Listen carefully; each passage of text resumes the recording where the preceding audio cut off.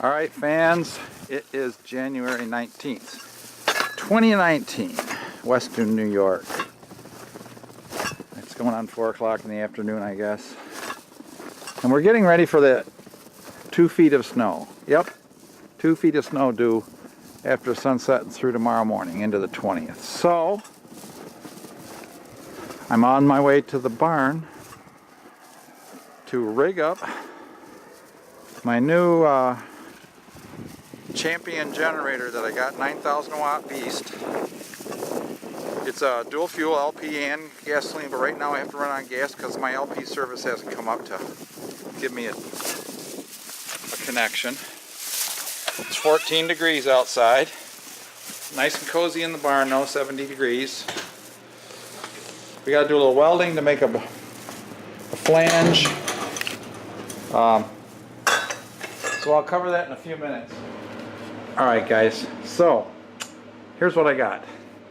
I got looking at this generator. It's a 9,000 watt, 13 horsepower. It's probably a Predator 420. Had the heat shield on here like this. Spark arrestor screen. And the retention ring for the screen. Well, a bunch of 10mm bolts. She came off. And I got looking at this ring and I'm thinking, boy, isn't that perfect to mount up another exhaust extension. So I got over to the auto store and here's the ring. And I found this reducer from 2 1/4 ID. It makes it about 2 3/8 down to 2-inch OD. Well, look at that. I mean, that's waiting for a weld, isn't it? So we tack weld this all the way around, screw this back on, and then I can just put my flex hose on and right out under the garage door. I'll just block the garage door up with 4x4 so it's not touching, but nobody can get in. A little air gets in. This is a detached workshop barn, far away from the house. I don't have to worry about any fumes or anything anyway. Nobody's going to be living in here or staying in here. And so this is perfect. And I plan over here by my furnace, I have LP on the outside of the house.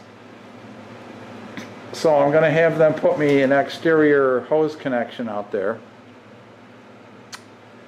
And I'm just going to put a thimble of some sort, a penetration, a sleeve through the wall somehow. Probably a 2-inch piece of PVC or 1.5 inches.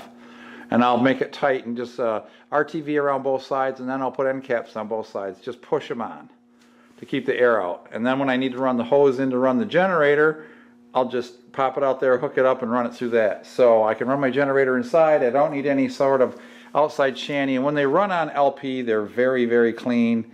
I don't think they produce bad poisonous gases like gasoline anyway. Right now I'm going to run gasoline because my LP guy hasn't been here to hook up my fitting yet. And I also have to make up my cheater cable. I found the right connector, 30 amp 4-pin twist lock. So and then I bought some 10-4, 10-4 go buddy? I bought some 10-4 wire. So we're going to get around to welding this up. Right now I was thinking I was going to make a new flange out of metal, and I'm going to make the measurements and the marks on it, but meanwhile I'm going to tack this on so we got it to work with tonight. Okay, well, I see yesterday's tire mounting job. It's holding here perfect for the trailer. For the lake this summer, I'll have that spare. Alright, what I'm going to do, excuse me camera, is I'm going to mark this. Now if I go to make this new gasket to put on here, this new flange, yeah, I'm going to have to cut some corners off it.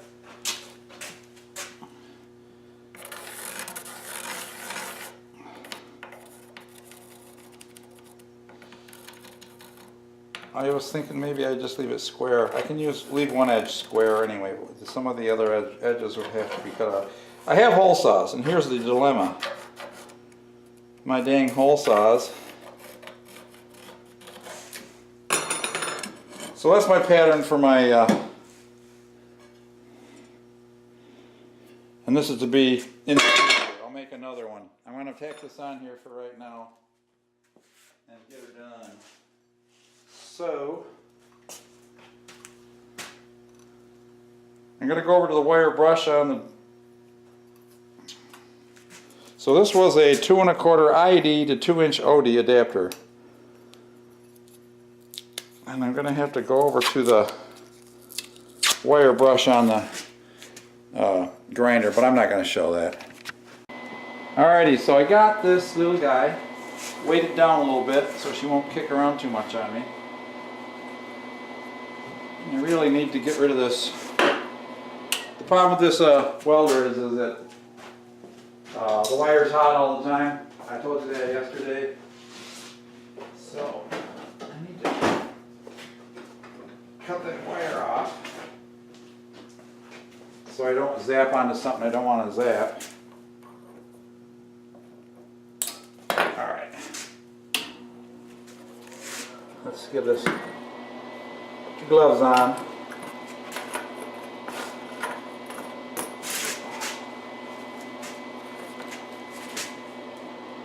And it's going to stitch.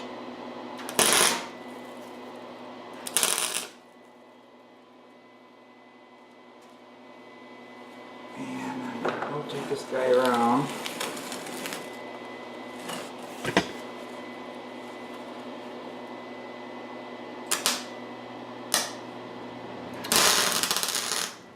Because I definitely don't want to blow a hole through my really thin plate.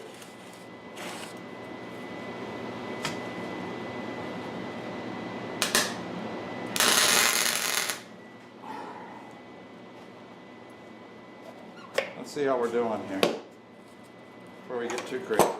Oh, yeah, looks good to me. It's a little high on that side, but that'll just suck it down tight.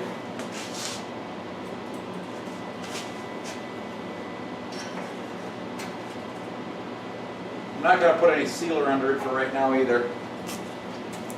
Alright, so I'm putting this wood under here so we don't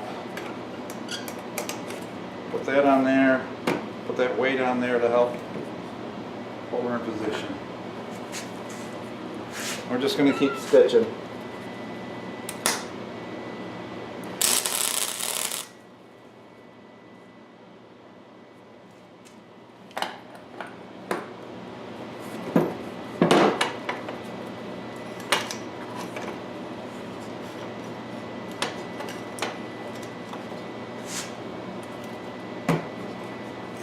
I may be doing it wrong, I may be doing it right, I don't know.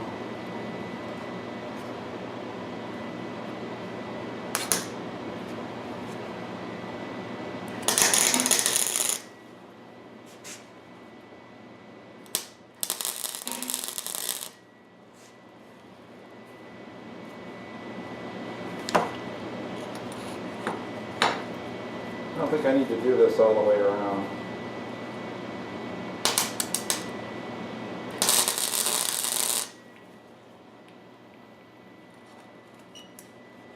About every ½ inch, I think.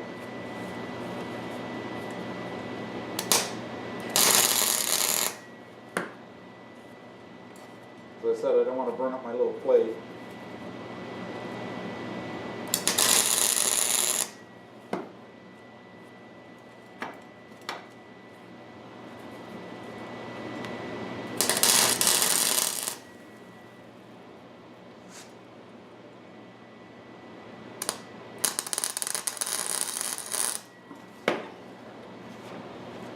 What do you think?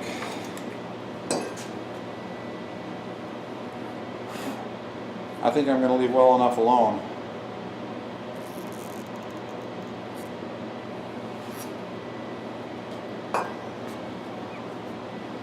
That should pull that, butt that pipe right up tight against the muffler anyway. There's going to be a very, very tiny little leakage there that I don't think I'm going to worry too much about. I'm pretty sure that guy's on there for the go.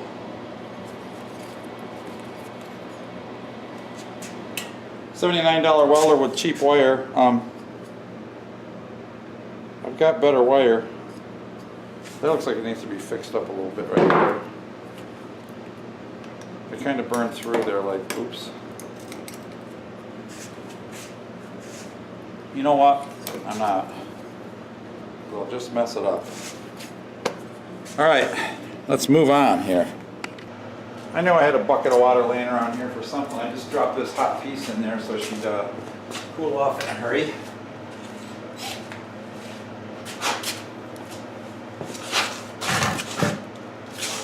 This has 3 holes in it. Which one should I use? See that? It's going to be freaking perfect.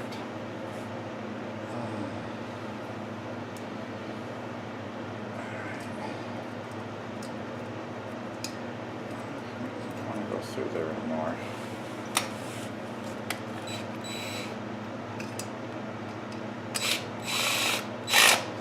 Turn that off.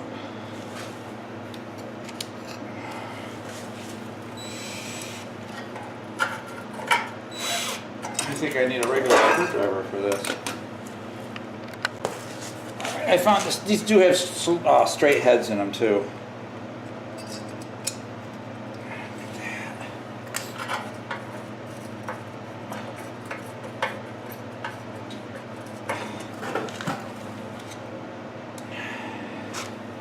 This thing gonna run like it's got a header on it.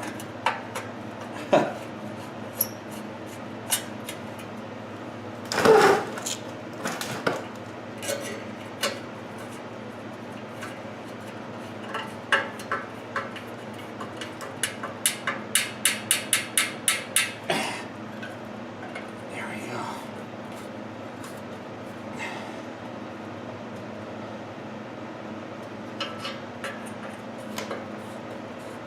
Yeah, I don't need that heat shield on this muffler because, oh yeah, that's on there for good. You know, it's not like I use it for a job or anything, and actually it'll let more air flow around it and cool it even better.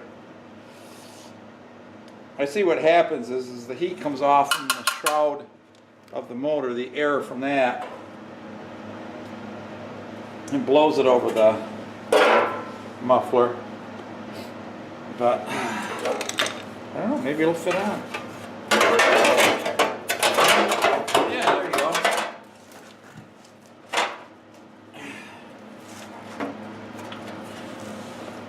Perfect. Now I'm legal again or whatever. Alright, let me bolt this back on. Alright, just putting a few bolts in this beast. Just to say it's on there.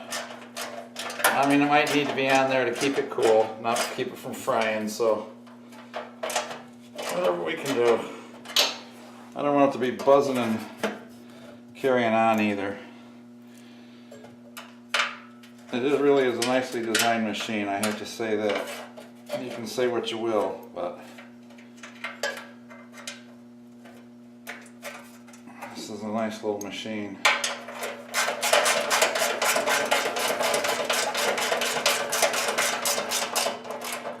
I'm just going to put one there, one there. And down here.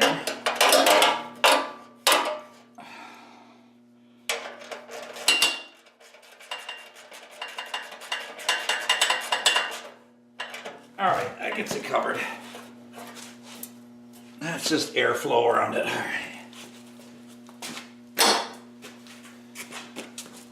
And let's drag her over to the door and stick the hose out. Okay, so we can see the rig here. I got my cover on there quick. I just clamped on that flex hose. It runs under the garage door. It's far enough away from the garage door that she's not going to hit anything. This is electric start. So I turn on the fuel. Gotta figure out where the choke is, if it has one. Oh, there's the choke. Choke on. Okay, I have to turn the power on and do the starter on.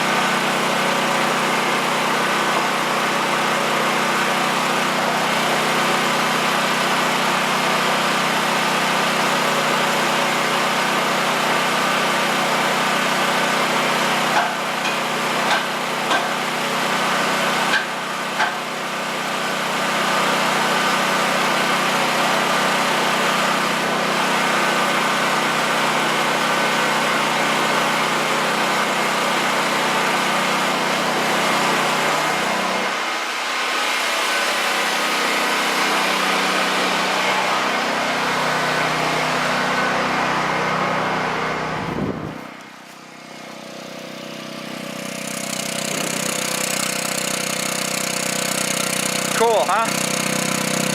No, it's so quiet the neighbors will hardly ever hear it. Hardly ever hear it. Getting to be sunset too.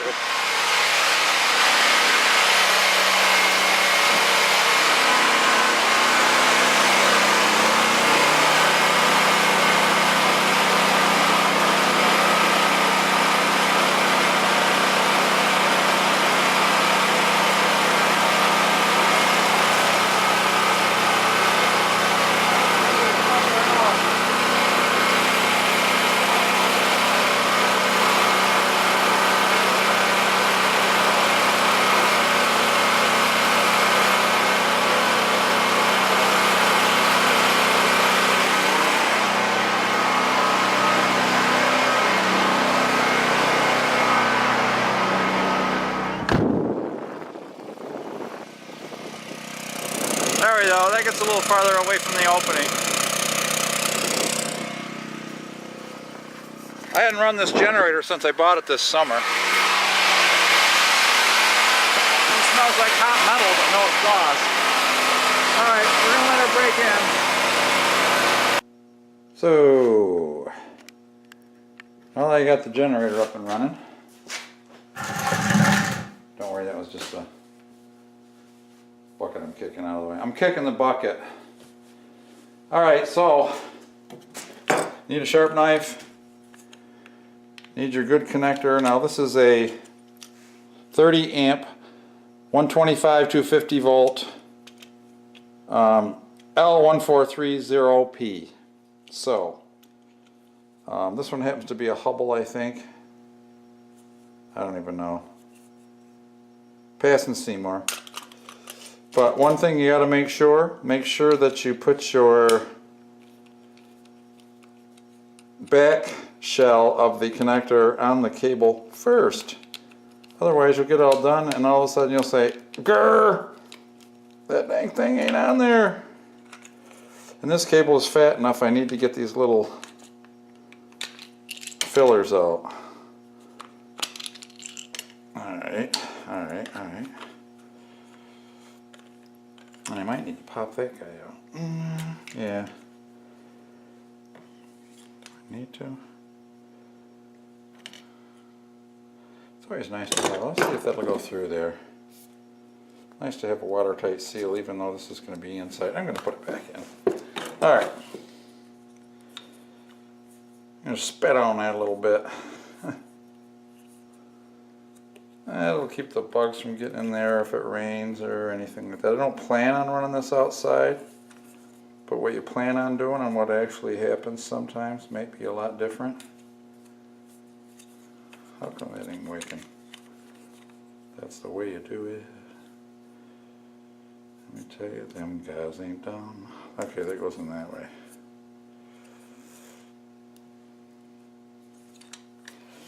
Hold on. Alright, so I got the back shell on here. Now the instructions say to strip this back about 1.5 inches. I'm going to go about 2 to start with. And I'm just sinking that blade in to make a good score but not penetrate the jacket completely. This is S00W or SOOW cable. SOOW, I guess. And used for temporary whatever. It was the cheapest style I could find. There's all sorts of SO type cords out there, oil and water and all that. I think SO stands for oil and water, SOW. I don't know what the third one is, orange juice.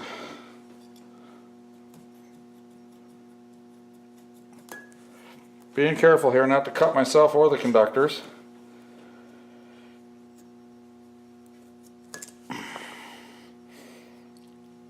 Gotta get that guy out of there. Just get him out of the way. Don't cut yourself. Alright, now let's see how far in they're going to reach. I'm telling you, 2 inches ain't too far. Plus I got to double up.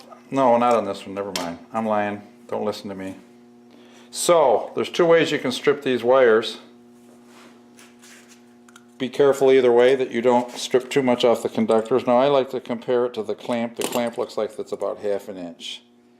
So I'm going about that much. And I'm rolling, I'm not cutting. I'm just holding against my thumb. And then you bend, get your fingernail hooked in there. You don't want to cut any of your conductors. Wires inside of the conductor. They're all conductors, I guess. Okay, press that down. Thumbnail, just like that. I'll come back when I get them stripped. Alright, you'll see on this connector, if you look at the back of it, the prong with the longest one, which makes contact first, and it also has the lock tab built into it, is marked green with green paint in here, and it says G. That is your earth ground. Earth ground is not neutral. Earth ground safely grounds the chassis of whatever you're working on, anything metal, to planet Earth. And back at your main panel, there's ground rods. And those ground rods are what are supposed to be attached to this green. Now in your main panel, they bond to the neutral, which is the white conductor, which is always the white conductor. The neutral is bonded together there. For the rest of your house, the rest of your buildings, that green ground, the earth ground, and your neutral are separated. So people call neutral ground. Neutral is not ground. It is ground referenced, but it's known as neutral. So now you can see I've kind of bent the wires inward a little bit so they're like a cup. I'm going to make sure all my cups in here are wide open, which they are. Now, on the connector, you'll see W, which it says, you know, W, X, and Y. X and Y are your two hot conductors. W is always the white. And I don't know if that's what that means, but so then you just kind of do your little dance and wiggle these little guys around, and hopefully you can get them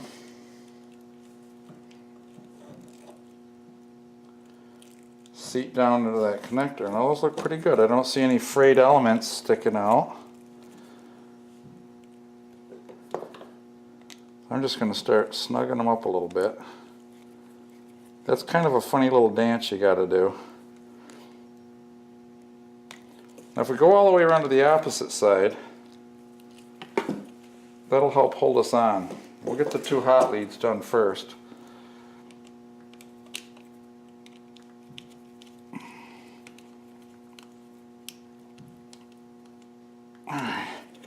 That'll hold everything else in.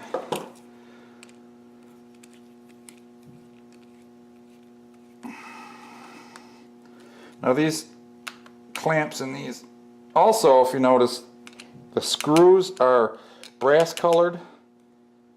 I guess the white one is too. Never mind. Sometimes the white one will be a silver color. Just to indicate, on outlets, if you look at receptacles, house receptacles, usually they are silver, and the hot leads coming into your receptacles are black or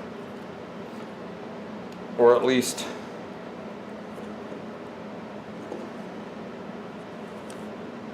brass colored. Alright, well, make those nice and tight.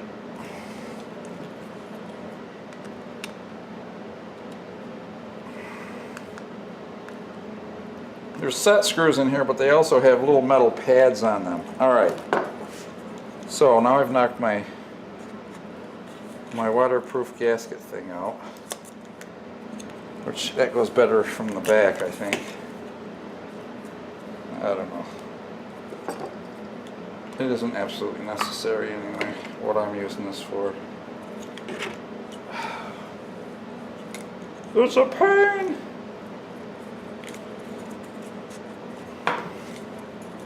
I guess it should be glued in there.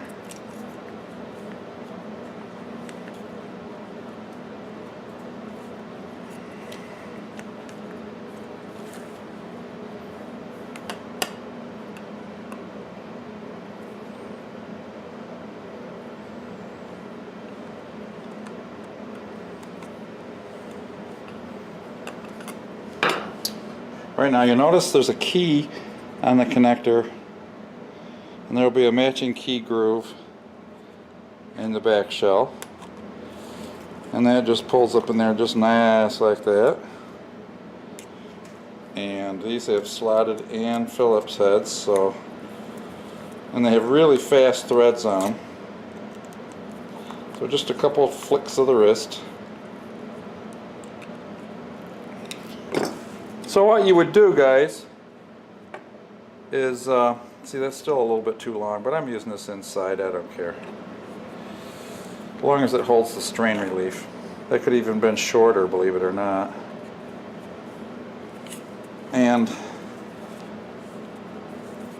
But I've got good strain relief there. Do the same thing on your mating connector. Now, if you're going to have one of those connectors like this that goes into an outside generator connection type panel, which basically will have another one of these sticking out of the wall and going to your transfer switch, which means that those prongs can never be hot. And on the end, the other end of this cable, you will have the mate to this, the actual female. This is the male plug. You'll have the mating male plug.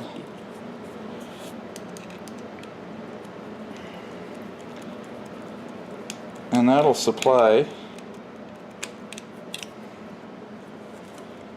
that'll connect it up to your house. Now I have to do something a little bit different in my barn here, which I'm not going to show you because it may be deemed unsafe, so I'm not going to show you how I'm doing the other end, but I am tying this into my panel with another connector, wall plug, receptacle. There you go. I got a 50-footer, so I can put the generator pretty much anywhere I want.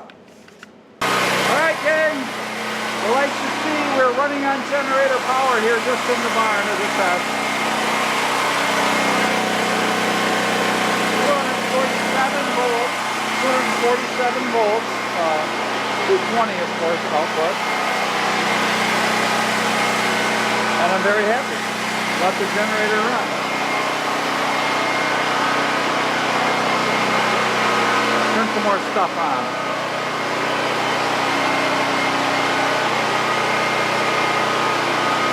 So how about my dust collector?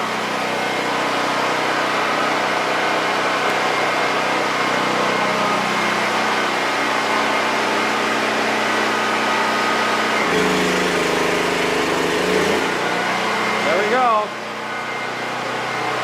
It took a little kick, but she's working. That's a 2 horsepower, 220 dust collector. Turn on the bandsaw.